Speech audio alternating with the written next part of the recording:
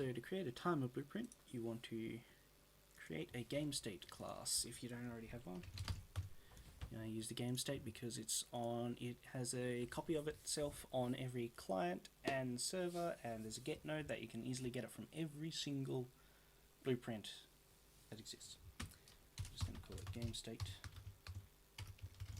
My game state rather, then I'm going to open that up and then drag it over here, open up my controller and my game mode, and in my game mode I'm going to set the game state equal to my newly created game state, then throw away that game mode because I'm never going to see it again.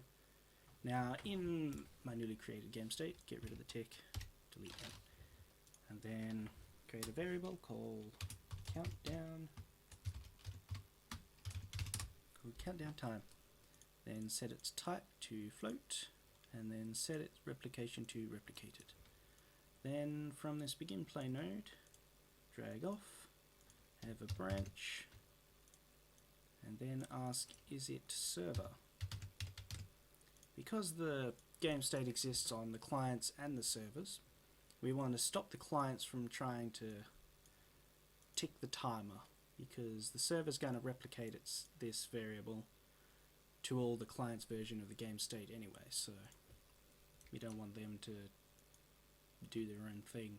Anyway, so drag off from the true and make a timer, set timer, and set its time to 1 second, and then set it to looping.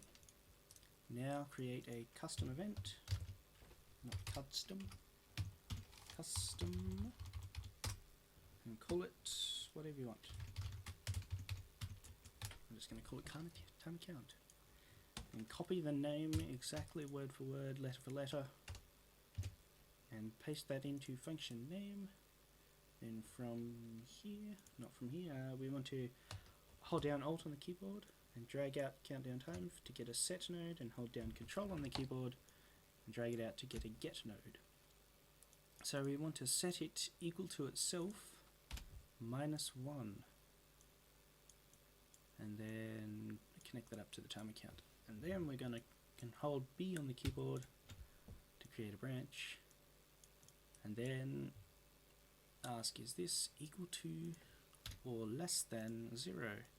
So then it will return true only when the countdown has reached 0.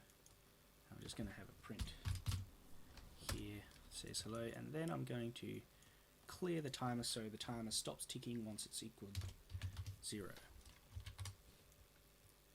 And then again I want this exact spelling, exact lettering, and then paste that into function name. And then I'm going to compile that, then go to my controller and drag that down and actually create a display widget so you can see the timer ticking down. Call it what you want, then open her up. I'm going to just add text and make it pretty big so everyone can see what it is. Then I'm going to bind the content text to a function, and then I'm going to, in that function, get the game state, and then cast that to my game state,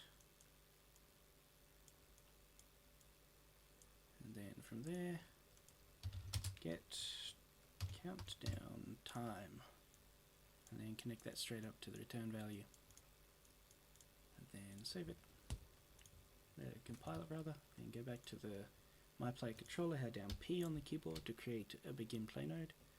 Then we want to have a branch here again, and then we're going to ask is this controller the local controller, because we don't want the server's version of the controller adding a widget to the server, because the server doesn't even need one. And then create from the true node, if this is the local controller, then create a widget, call that display time, and then add that to viewport, and then compile, hide that, and then actually bring that back out back in my game state, set the countdown time equal to whatever time you want. Gonna set it to that. Watch the timer go down. Stops at 0. Presses off. All is good in the world. Hang tough.